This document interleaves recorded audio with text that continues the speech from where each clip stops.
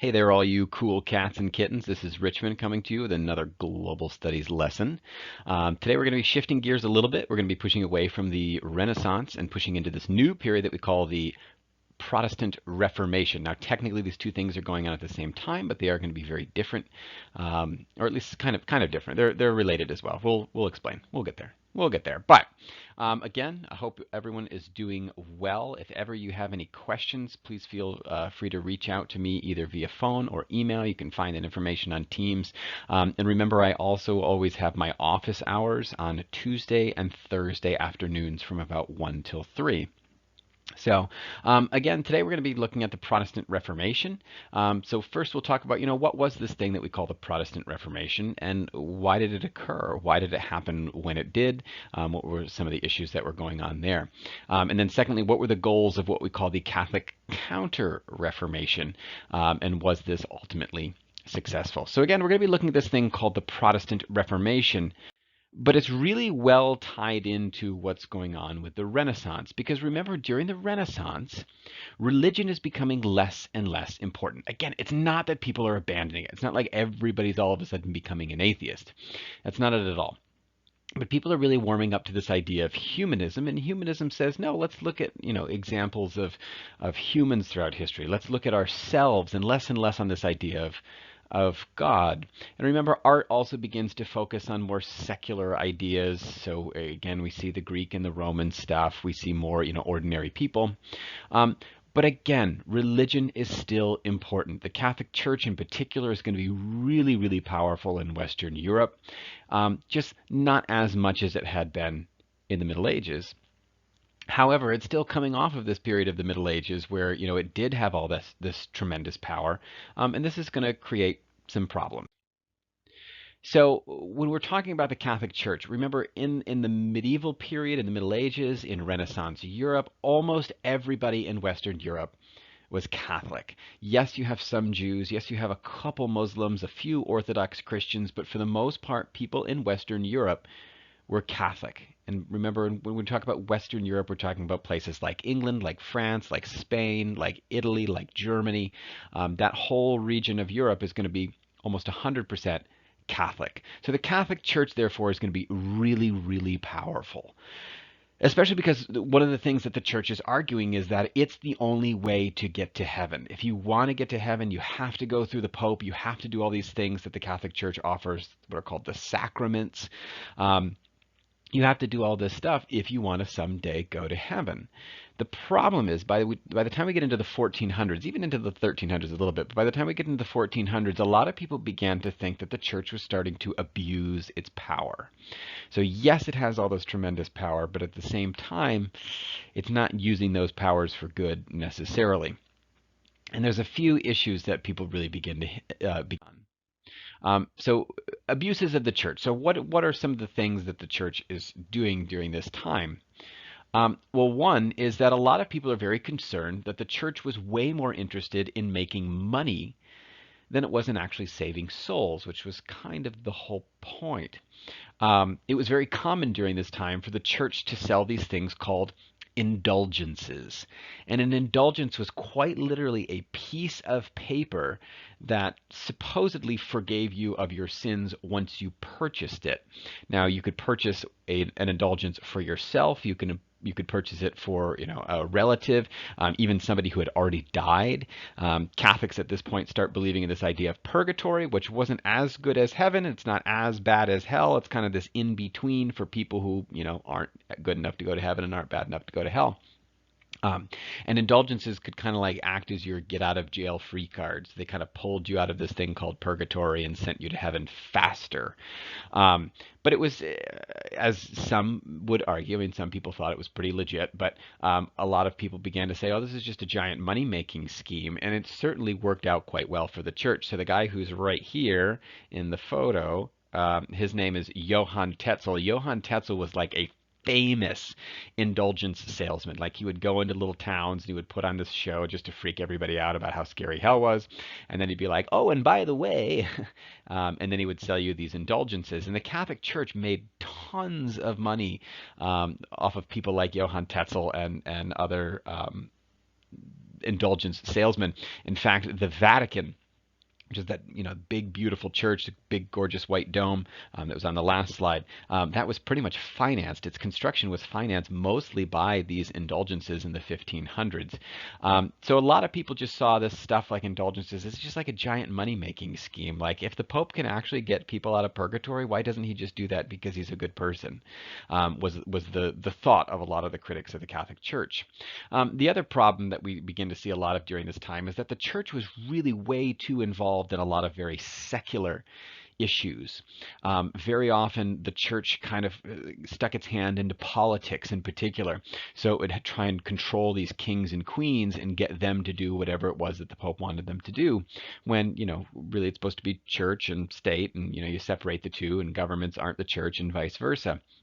But the Catholic Church was really good at influencing kings and queens and princes throughout Europe into doing what it wanted them to do. And a lot of people thought that's not what the church should be doing. The church should be there to worry about people's eternal soul. And then also another big problem was that church officials were going around claiming that they are the only source of religious truth. And priests, and especially top priests, the Pope is claiming that he's the only person who should be able to read and interpret the Bible. So even if you were lucky enough to get a copy of the Bible for yourself, which remember was pretty rare until we get the printing press going, even if you could read it, you shouldn't try and understand it. If you really wanted to try and figure out like what the Bible actually means, you need to go to a priest. And really, even if that priest has questions, he needs to go all the way up to the top, to the Pope. So it's really like a whatever the Pope says goes. I mean, if the Pope wants to take a completely different understanding of a particular Bible verse or something like that, he could do it because he's the Pope. So again, the church is saying we are the only source of truth. We're going to get involved in all these secular issues. Yeah, we're going to make some money along the way. And there's also all sorts of other issues. I mean, a lot of priests were going around and having kids, which was not supposed to be a thing that priests were. They were giving jobs to people that, paid them off. There's a lot of bribery. So the Catholic Church was kind of a mess, especially by the time we get into the early 1500s. Now, a lot of people had tried to step up and do something about this. So there's famously a number of people like John Wycliffe in England. There's a guy in what is today Czechoslovakia known as Jan Hus. And all of them try and step up to deal with these issues. The problem is the church is just too powerful. And both the men that I just mentioned will end up being executed by the church as heretics because they're speaking out against what the church is saying. But then we finally get somebody who breaks through. And this guy's name is going to be Martin Luther. So in 1517, actually it's on Halloween Day, October 31st, in 1517, there's a young monk. And again, his name is Martin Luther. Now, Martin Luther had been a very devout Catholic. He was he's a monk who also taught a lot of like college classes at his local university. So he was a very intelligent guy. He had dedicated his life to the church and to trying to understand God. And the more that he read his Bible and the more that he really looked at his own faith, he began to see the holes in what the Catholic Church was teaching. So he really began to have a lot of problems with what was going on in the church at that time. So he wrote them down. And he wrote this great big long list of complaints. And it's literally like a bulleted list, like number 1, this is my issue. Number 2, this is my issue. Number 3, all the way down to 95. So he had 95 problems that he wrote down. And this giant list we call the 95 Theses. Now, great. You complained on a piece of paper. Now what? Well, Luther gets a little bold, and so he goes to his home church, which was a town called Wittenberg in northern Germany. And Martin Luther takes his big long list, so he wrote it all out. It's called, again, the 95 Theses, the 95 problems that he has with the Catholic Church. He takes these 95 Theses and he actually nails them to the church door. So he goes to the church in Wittenberg, doesn't go all the way to like the Vatican where the Pope is. He goes to the church in Wittenberg, he nails the 95 Theses to the door and just kind of like pieces out. And then he's like, I said my thing. That was a pretty bold thing to do. I mean, you're nailing it to the door of the church, which, I mean, everybody goes to the church. Everybody's going to see it. But something kind of unexpected happens because somebody steals it and they read it And they're like, huh, this is cool. And it just so happens that the guy who steals it knows people with printing presses. Remember how I said that's going to be a really important invention? This is kind of where that starts. So what happens is the 95 Theses start to get printed. And this message is going to start to spread, and it's going to spread very, very quickly. Now, before we go any further, an important point to clarify. We are talking about Martin Luther. Martin Luther is a German monk who's responsible for starting this thing that we call the Protestant Reformation. This guy is Martin Luther King Jr., who was an important civil rights activist in the 1950s and 60s. Not the same person. Every year we have kids on the regions who try and write about that guy, and they really are talking about this guy, and that's not the same person. Martin Luther King Jr. was actually named after Martin Luther the monk. Martin Luther King Jr.'s dad was like a real devout religious guy, and went to a big conference where they talked about Martin Luther, the German guy, and he was like so excited about it. He went home and named himself and his kid Martin Luther, because everybody's got to have hobbies. Anyway, moving on. Not the same people. All right, so let's talk about Luther's ideas. Like, what is it about Luther that's so crazy cool? Well, Luther's ideas were very popular with a lot of local people. And like I said, they're so popular that local printers began to make copies of these 95 Theses. They started to distribute them all throughout Europe using the printing press, like I said. And so instantly, almost all of Europe is able to read Luther's criticisms, because even though Luther's writing in Latin, that can easily be translated to German, and then, when it gets to France, people will translate it into French, and then it gets up into England, they'll turn it into English. So all of a sudden, everybody can read this list of things called the 95 Theses. And pretty quickly, you're going to start to see a lot of people, even some very powerful political people, particularly in Germany, that are going to start demanding reforms within the Catholic Church. So Luther's 95 Theses end up creating this like religious revolution. This huge push to like see change within the Catholic Church. And this is what we call the Protestant Reformation. Now, this is kind of a weird word.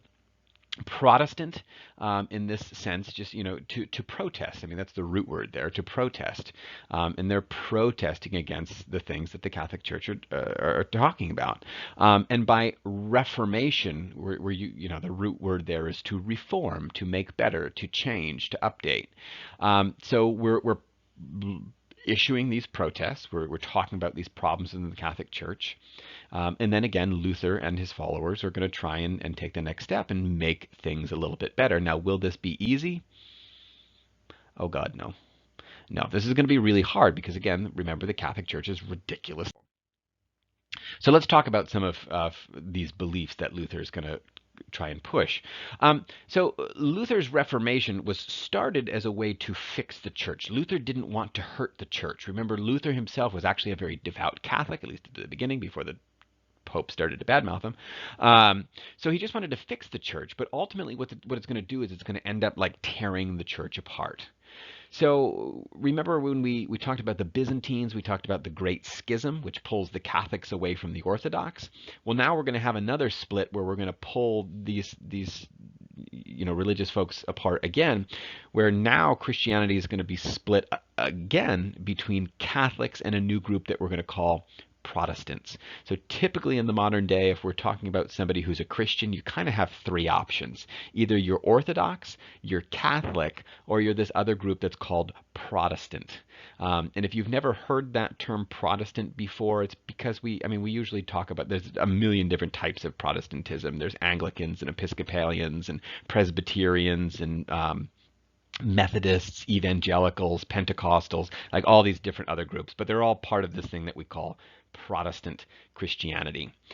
So there ends up being a couple important pieces to this Protestant Christianity. Number one, they're not going to be tied to the Pope. They're not going to be tied to the Catholic Church, and they're going to have two main emphases that are going to make them what they are. So Protestant Christianity says no Pope, no Catholic Church, but also people can be saved from hell just by having faith in God. So it's not a matter of like certain stuff that you have to do, or you have to be baptized, or a million different things. All you need in order to go to heaven is to have faith in God and in Jesus Christ. So it's not in being good. It's not in doing the right stuff. It's certainly not in buying indulgences or things that the church had been trying to push for a while. It's all about having faith. And those of you who go to a Presbyterian or an evangelical or whatever kind of church, this is probably a familiar idea to you. The second piece is that people don't need the church to read and understand the Bible. So if you have a question about the Bible, you should just be able to open the Bible. You don't necessarily have to go all the way to the Pope or even to your local priest in order to understand it. People should be able to read and to interpret the Bible on their own. Now, the church thought this was a very dangerous idea because, like, what if people have super crazy ideas about what the Bible says? And, well, this actually happened because a lot of these different Protestant groups that you're going to see are going to end up differing on like really minor points, but many of them still exist today.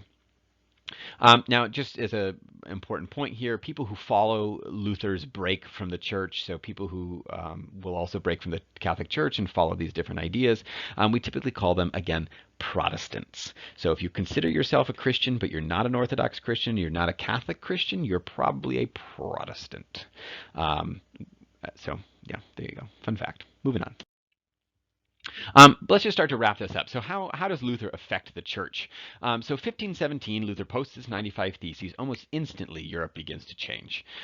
People start questioning the Catholic Church, and many people, not all, definitely not all. In fact, entire countries will refuse to leave the Catholic Church. But a lot of people will begin to pull away and go more toward these Protestant ideas. So as a result, the church begins to lose a considerable amount of power. And if we're going to be honest, it also means that they start losing a considerable amount of money. So the Protestantism or Protestant ideas, they're definitely on their way up. The Catholic Church is kind of hurting bad. And obviously they want to do something about this. So the church kind of strikes back at Luther a little bit. So the Catholic Church realizes, look, we need to do something to stop the Protestant Reformation. So they end up launching what we call the Counter-Reformation. So you think about like a counterattack, like the enemy attacks you and then you attack them back. That's a counterattack. A counter-reformation is going to be sort of the same thing. So in the counter-reformation, the church is going to try and re-strengthen itself and break down Protestantism. And it does this in sort of three ways. So it's kind of got like this three-step program to becoming important again. One is to stop the spread of Luther's ideas. So many Protestants will end up losing their lives. A lot of books written by Luther and other Protestant leaders will be burned or at least blacklisted, which means it's illegal to read them. So they really try and crack down hard on Lutheran ideas, at least in Catholic areas. Secondly, they start to do a lot of missionary work outside of Europe because they kind of begin to see Europe as a bit of a lost cause. Like at this point, if you don't know about how important and amazing the Catholic Church is, we don't want you anyway. So the Catholic Church actually begins to reach out. And so you'll have people like that guy all the way up there in the corner, who's a very important missionary. Ignatius Loyola. You'll have a whole bunch of different people that'll all go out and they'll start to try and do a lot more missionary work in places like Africa, China, Japan, India, and to try and convert people outside of Europe. But also, by this point, I mean, Columbus sails the ocean blue in 1492. We're talking about the 1517 plus period. So they already know about the New World, which we'll get back to next week. They know about the New World. They know about North and South America. And there's tons of people there who don't know anything about Jesus. So they start to send all sorts of missionaries over there. But lastly, the other thing is that the Catholic Church is going to try and fix some, not all, but some of the issues that Luther brought up. So even the strongest Catholics kind of had to be like, yeah, we have a few problems. And certainly Luther hit on 95 of them. But the Catholic Church will begin to kind of tweak itself and begin to sand its edges a little bit. It'll have a couple important church councils where it, gets everybody together and like, okay, how can we fix this? And again, they'll fix some of it.